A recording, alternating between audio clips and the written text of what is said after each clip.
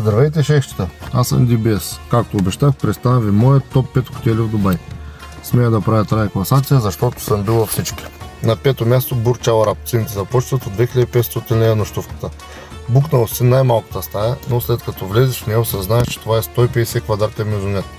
На първо ниво огромна стая, а спалнята е на горното ниво.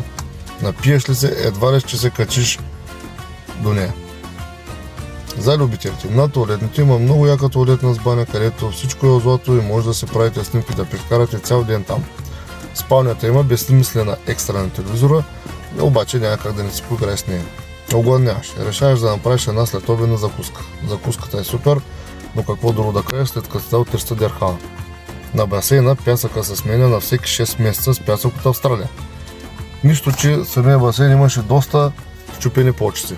Почуя си малко, прелистваш менюто с възглавници от различен пълнеж, 8, 10, 15 см, а уж размера сказва, че няма значение.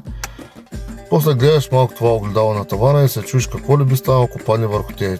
Чуй се, но не е много време, защото решаваш да отидеш на вътрешния басейн. Басейна не е много голям, но има супер гледка. Цъкаш 2-3 снимки и яко обаче студио. Какво да направиш, завие се с хавликата. Идва време за вечеря. Няма как да не отидеш в ресторант Ал Махала, който има звезда Мишлен. Влизаш, скиваш един не много голям, но някои биха казали огромен аквариум. Поръчва се северен степенно меню на шефа. Мислиш да пиеш малко вино, поглеждаш малко по-надолу в менюто, разбираш, че не обичаш толкова много вино. Сервират ти някакви работи, гледаш ги, чуеш се, но какво да правиш, прави се, че разбираш. Хапваш, нищо особено, но поне си направил снимки. Като заключение, много тежък арабски лукс, но след като имаш претенция, че си единствен 7-звезден хотел в света и обаждаш така луда цена за нощувка, не би трябвало да има никакви забележки, но определено има. На четвърто място, Five Hooks, нов хотел, отвори врати преди година на първа линия на Джибара. Цените започват от 750 лева за нощувка. Букнал си спа лофт стая, 134 квадрата. Супер луксозна стая, гледаш го, обаче той е дрешник самия размер на двустаен във Варна и се чудиш какъв багаж трябва да носиш, за да го напълниш. Да, има си и сауна, все пак си букнал спа лофт стая. Не, че навън не е достатъчно горещо. Джакузи си имаш също. Поглеждаш мини-бара и вече си щастлив. Удари от 2-3 се запутваш към бар басейна. Гледаш, четеш, чуди се, пача си пише.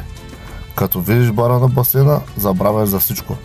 Взимаш си черешките, влизаш в басейна и вече не те болят и твоите черешки за нищо.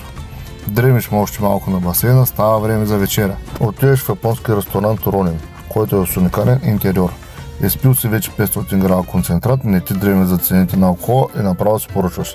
Сервират различни ястия, даже не се опитваш да им запомниш имената, но са много вкусни, много повече от тези Бурдж Ал Араб. Връща се стаята ти, комплимент.